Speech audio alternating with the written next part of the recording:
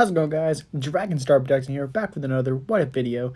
And this What If in particular has been done by plenty of other YouTubers, such as escalates, Dex Comics, and even Tyler has done What If Cooler has turned good.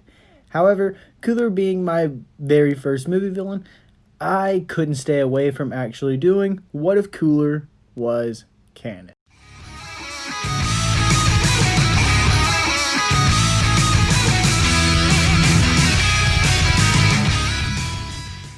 Alright, so for the entire story to actually make sense, let's jump all the way back to 8731. 1 year before King Cold actually decides to retire as being king or emperor of the universe, or whatever King Cold's title was.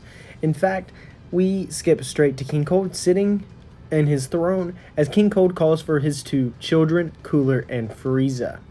This is when King Cold informs the two that he will retire in 1 year's time, clearly in mind of the Cooler that he was going to be the one to take over. However, as months passed by, it seemed rather obvious that Cooler thought wrong. King Cold was touring Frieza around, letting him boss anyone he wanted to around.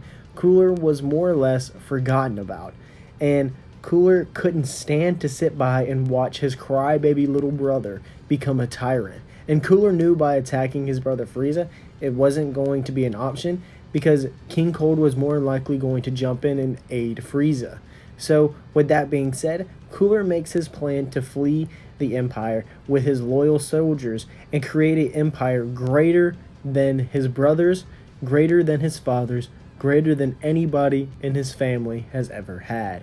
But also, Cooler is now vowing to get his revenge on both King Cold and Frieza. Cooler trains himself every single day. Cooler uses his soldiers as basically punching bags, but all this does is make both him and his crew much stronger. So it's really a win-win scenario when it comes to Cooler and his soldiers. However, like I said before, Cooler also wants to have a more dominating empire than his brothers. So it doesn't take long for Cooler to actually start taking over planets. In fact, Cooler does this at a much faster rate as well. And although Cooler is doing his own thing, he still keeps tabs on Frieza. That way that he knows whatever his little brother is actually doing. So with that being said, Cooler is actually aware of Frieza's every move without Frieza even knowing. Cooler was aware of the destruction of planet Vegeta, also Goku escaping.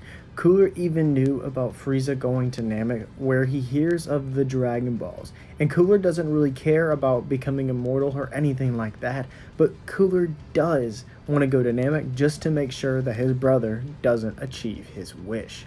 So I guess the first question is, when does Cooler actually go to Namek? Well, considering he left at the same time as Frieza, he's going to arrive at the same time as Frieza. And instead of not fighting right away and killing Frieza, because Cooler decides it would be best to wait because he has a perfect trick up his sleeve, and before fighting he would like to make sure that he can achieve it and not just rush in, not knowing how long he can last in it, knowing that stamina will be a factor. So in other words, Cooler's not ready to show it off. So instead, Cooler sends out his top 3 squadron, Salza, Knees, and Door. And just to show their power levels, Door is at a power level of 75,000, Knees is at 80,000, while Salza outclasses even Captain Ginyu at 150,000. So yeah, these guys won't really be playing around. Not long after the 3 exerts themselves, it catches the attention of Vegeta, Krillin, and Gohan by sensing their power levels. However, Vegeta is slightly familiar with the key, but he can't quite put a finger on who they are. But Vegeta finds out who they are because they showed up right as Vegeta was turning Kui into some dirty fireworks. Salza then says, "Look here, Vegeta, we ain't got no issue, but we will if you don't hand over every Dragon Ball you find instead of handing them to Frieza." Vegeta smartly replies that he'd never give the balls to Frieza anyway. Then Vegeta agrees to give Salza all the Dragon Balls that he finds, but this is really a lie because Vegeta plans to wish for immortality himself. Vegeta then flies off, remarking that those 3 had to be a part of Cooler's army. Well, in the meantime, Gohan and Krillin have the 2 Dragon Balls of their own, one from Dende where they saved him from a Frieza soldier, and the second one from Elder Gurus. And while at Elder Gurus, the two actually get their potentials released after convincing Nell that they are worthy enough, as well as Guru telling Nell that they are worthy enough. While Vegeta, on the other hand, has 2 Dragon Balls on his own that he took by force. And even Salza, Knees, and Door have 2 Dragon Balls, while Frieza begins to actually get irritated because he only has 1 Dragon Ball. In fact, Frieza gets so angry that he forces Dodoria and Zarbon to leave and don't come back unless they have a Dragon Ball. This actually goes well for Zarbon, but not so much for Dodoria. So let's cover Zarbon first. Zarbon uses his scouter and manages to find Vegeta. Vegeta has no choice but to fight. However, Zarbon proved to be too strong for Vegeta, just like he did actually on Canon and Namek, nearly beating him down to death. Zarbon snatches the 2 Dragon Balls while Vegeta crawls himself back to a healing pod. And as for Dodoria, he came across Salza, Knees, and Door, and Dodoria demands that they hand over their Dragon Balls, not even using his scouter to see that he's clearly outclassed. And the 3 just laugh as Knees proceeds to say, "Now." Dodoria, being the dumb brute that he is, he shoots a blast right towards Knees, who measly sucks his head into his body just to dodge the attack. Then, before Dodoria could even perform another move, Door already rushed in, headbutting Dodoria 1 time, knocking him out. The 3 then shoot a ki blast behind their backs as they fly off, and this actually is able to evaporate Dodoria right then and there. So sadly, yes, Dodoria has to die in every what if, cause screw Dodoria. Anyway, Krillin and Gohan read on the Dragon radar, and they see that there are 4 remaining Dragon Balls all grouped pretty close together. They follow where the radar takes them, and this actually leads them towards Frieza. And while speaking of Frieza, although receiving the Dragon Balls from Zarbon, he was highly pissed after finding out that Dodoria was dead. Frieza gets so angry, in fact, that he forces the Ginyu Force to actually change route and come to where they are. And with that being said, Salza, Knees, Door also show up alongside the backside of Frieza's ship as Salza reports back to Cooler all the news that he is finding out. Cooler right now couldn't be happier. Cooler knew that he was only months away from finally voking his revenge on his spoiled little brother. In fact, Cooler plans on wiping out as much of Frieza's army as possible on this trip on Namek, as well as ruining Frieza's wish.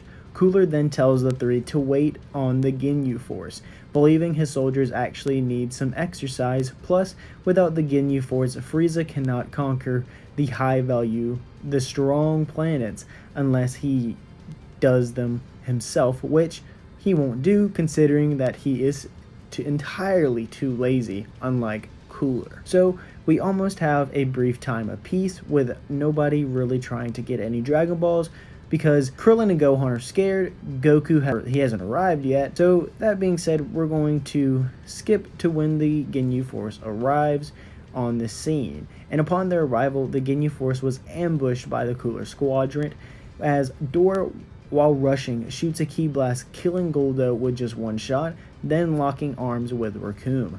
Door makes easy work of Raccoon until evaporating him with a single ki blast. As for Knees, he was battling with Jason Birder, and Knees was struggling, but once Door finished up his fight with Raccoon and aided in the fight with Knees, Jason and Birder were finished thanks to a dual energy barrage.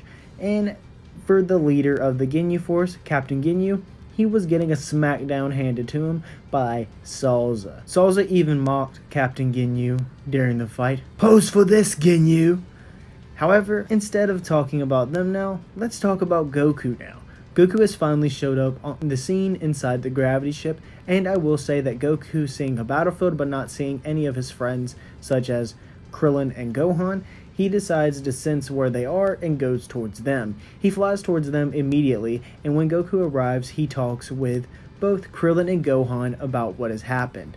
The three then put a plan together to get the Dragon Balls back on their side. Gohan and Krillin are going to attempt to sneak inside to steal Frieza's Dragon Balls while he is distracted by what's going on with Cooler Squadron.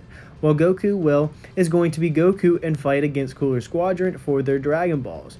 Goku, though, sensing that he is outmatched if the two fight together, so Goku convinces Knees and the weaker Door to fight separately, this of course being the case if Goku doesn't use his Kaioken. However, we're going to jump back to the Ginyu v Salza fight. Like I mentioned before, Ginyu had a trick up his sleeve, and this trick, as you may have guessed, is the change technique. Ginyu would scream out, "Change!" but to Ginyu's surprise, Salza reverses this by tossing a Namekian tree. Yes, a Namekian tree out of the ground, straight towards the beam. This being said, Frieza would be pissed after watching what happened. Pissed enough to where he actually is going to step in for himself. He's ready to get his hands dirty. But before we get into this, let's finish the fight between Goku, Door, and Knees.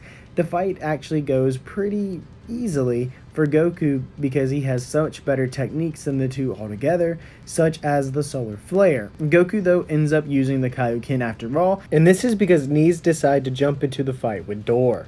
And he manages to crack both of the two's back, eliminating them from the equation without having to deal with them again. Goku then uses his Kaioken to get the Dragon Balls, and then he dashes off, and this should be the last Dragon Balls that they need. Well, that's if Gohan and Krillin can actually manage to sneak off through Frieza's ship without coming across a nearly awakened Zenkai Vegeta, who has the same plan in mind.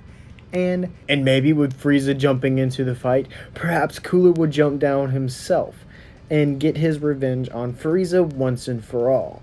And if you want to find out what happens, you're going to have to hit that like button and find out what happens in part 2. So, like I said, be sure to smash the like button, comment your thoughts down below, follow me on Twitter, and let's chill in the Discord. DragonStar Productions is out. I'm Lord Frieza, Emperor of the Universe, and I advise you to like this video and subscribe to DragonStar Productions, or you'll force me to use 100% of my power. Oh, ho, ho, ho. But that won't be necessary because you've already hit the bell for all alerts and notifications. Ho, ho, ho, ho.